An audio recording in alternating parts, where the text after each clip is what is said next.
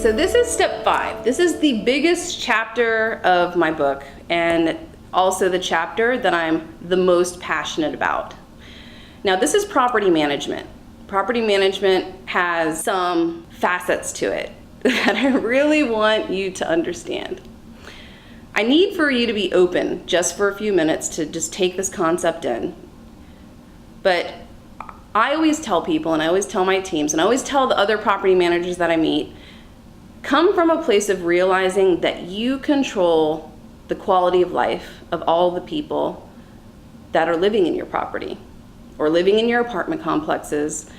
And just know that those are the individuals that are going to set you free, set you financially free. And the tenants can be enjoyable to you. They're like babysitters. Consider all of your property, your assets and stuff as your babies, right? And then the residents and the tenants, they're your babysitters. So if they call you in the middle of the night, okay, instead of like cringing back, kind of just go, oh, there's something really wrong with my child, my baby, you know? So pick up the phone. Chances are, let's go ahead and talk about what the call is going to be, okay?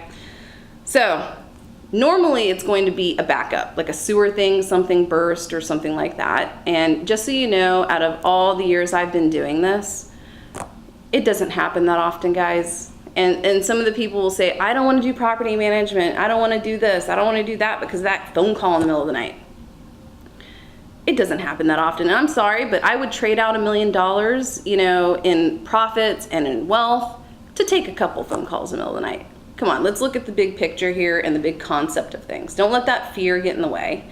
I've heard it over and over again. But what about that, you know, if it's really that much of a trouble to you, get some magnets made up that have, you know, plumber, electrician, whatever, and put it on their refrigerator so that if anything happens after hours, you've already negotiated with some contractors, because I know, you know, I'm not a specialist in getting this stuff done in the middle of the night. I don't have the equipment.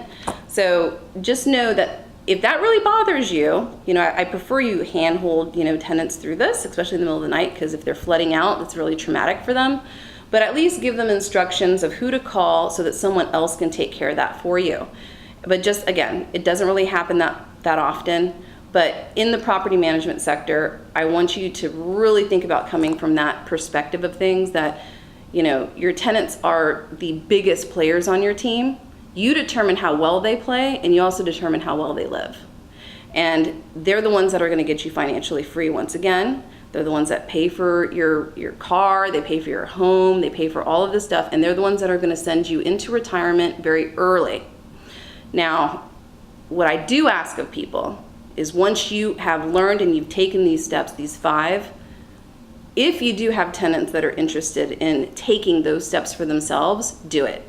Do not take the stance of, you know, oh, they'll leave me, you know, all this kind of stuff, because you become that home guardian, which a home guardian, you'll see in my book, is like a crossbreed of investor, landlord, and a community service volunteer.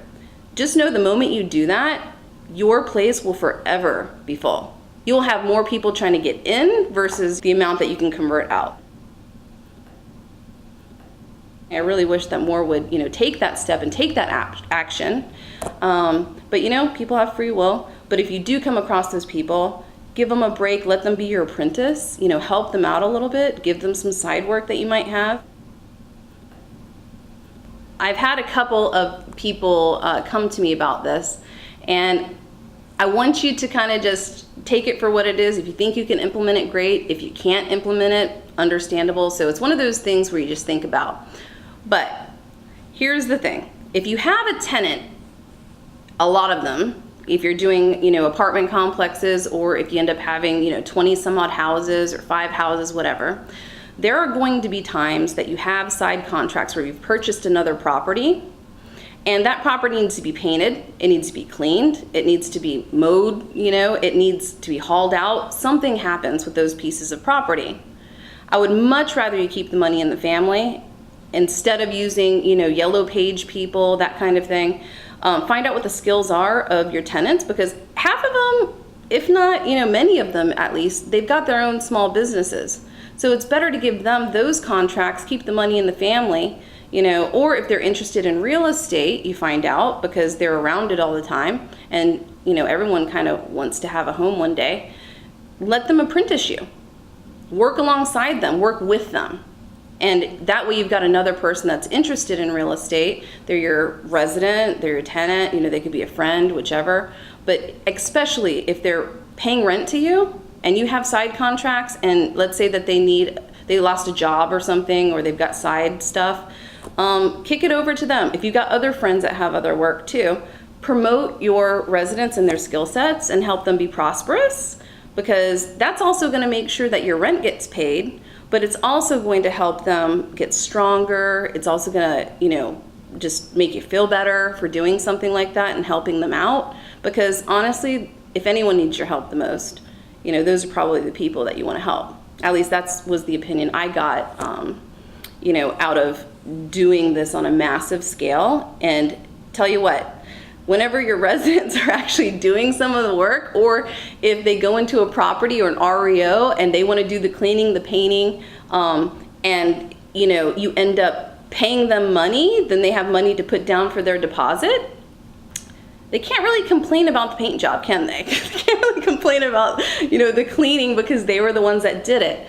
So just make sure that if you do take that stance on things, especially if you're going to allow them to do work, to create money for the deposits, that kind of thing, they do the work before you give them possession. So with that said, I just wanted to elaborate a little bit on how you can have cooperative business within your property management profession, and it's a win-win for everybody. Just remember, if you can come from a place of realizing that you control the quality of life of, all the people you come into contact with, including your tenants, just know that one of those results is really high occupancy. Really high, if not 100% occupancy for years. And I've had those track records.